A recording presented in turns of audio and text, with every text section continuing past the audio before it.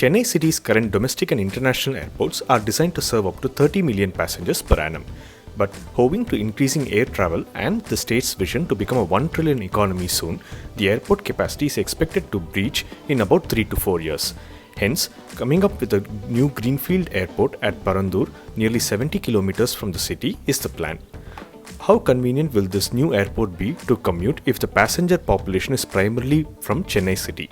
Second, given Chennai just had its worst flooding nightmare in December 2023, how will further depletion of natural wetlands and waterbodies by this greenfield airport endanger the lives in the city during the flooding months? And thirdly, how will the ongoing dispute between the current inhabitants of the proposed site and the airport authorities be settled?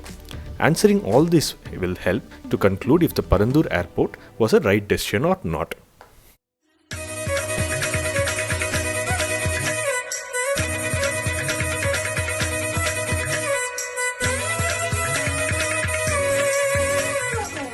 The need for a second and bigger airport for Chennai city is proven beyond doubt. Here's the passenger traffic of Chennai airport measured in million passengers per annum or MPPA over the years. Barring the COVID period of 2020 and 2021, the passenger traffic has only been steadily growing at about 10% year on year.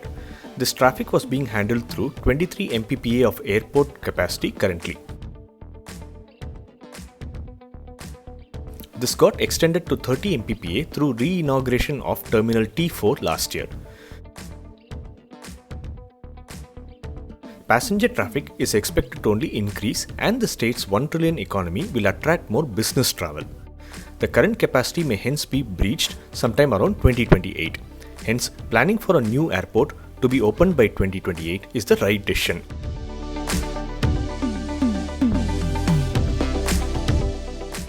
The current airport, spread over 1,000 acres, cannot be expanded 4 or 5 times over, and hence Parandur, an alternate location offering such a massive land parcel, seemed reasonable choice at face value.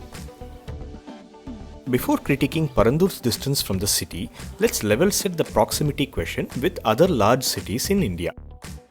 For this, I've uniformly used the city center as the starting point and 9 am of peak traffic as the time to judge. Now, starting with New Delhi, the Indira Gandhi International Airport is 14 kilometers away from the center and takes more than half an hour at peak traffic. Heading westward towards Amchi, Mumbai,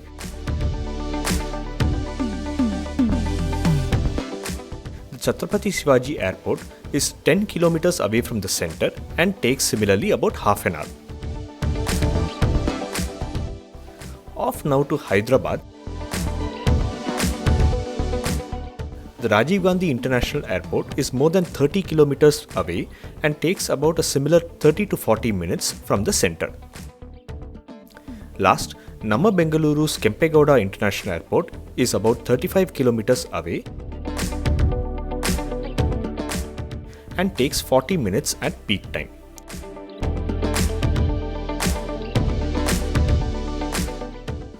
Now comes our proposed Parandur Airport that leaves everyone well behind at nearly 70 kilometers from the city center and takes 2 hours at morning peak time. Now imagine a scenario where a family needs to catch an 8 am morning international flight and needs to be at the airport about 2.5 hours early for check-in. The family hence needs to start at best by 3 am from home, that is 5 hours before departure. Compounding the problem would be taxi availability to carry along huge luggage and resulting exorbitant fares. Let's now move to the second aspect of Parandur Airport's development, which is engulfed by environmental concerns. Since you may not see the reality from this beautifully constructed model, let me take you directly to the spot. It is pretty evident that this land expanse had several lakes and wetlands throughout. Here's first the exact location where the airport will be stood ground up.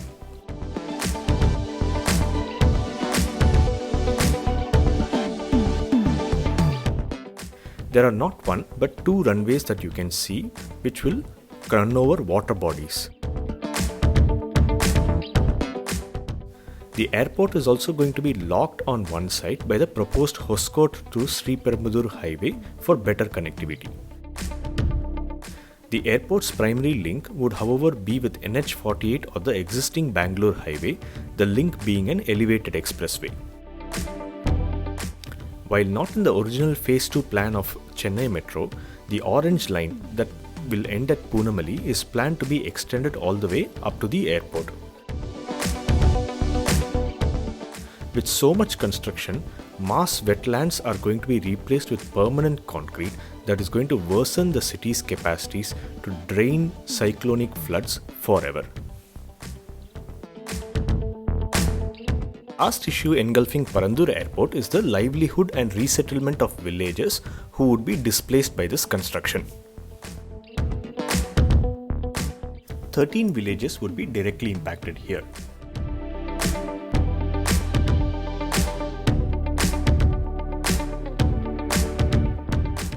The state government has surveyed more than 1,000 houses, or an average about 3,500 people who will be displaced from their farming, fishing and other occupation. Instead, these house owners are being offered 3.5 times the market value of their property to move out and will be resettled in new parcels of land away from Parandur. Why this is being resisted as a movement can be explained with an example. If one is a sari shop keeper at Pondi Bazaar and lives nearby in a house worth 50 lakhs, now if he or she is provided a 1.75 crore settlement money to move the shop and his house to a remote location, then it turns out to be a bad deal, as both living and livelihood are impacted at one shot with uncertainty in the future. In conclusion, I cannot say if the choice of airport at Parandur is right or wrong, but I can surely say that it is going to be an afterthought for the next 20 to 30 years on things that were never anticipated back in 2024. If you enjoyed this episode, do like and share further. Subscribe to my channel Mr. Madras for future episodes. Thanks for watching. See you next time.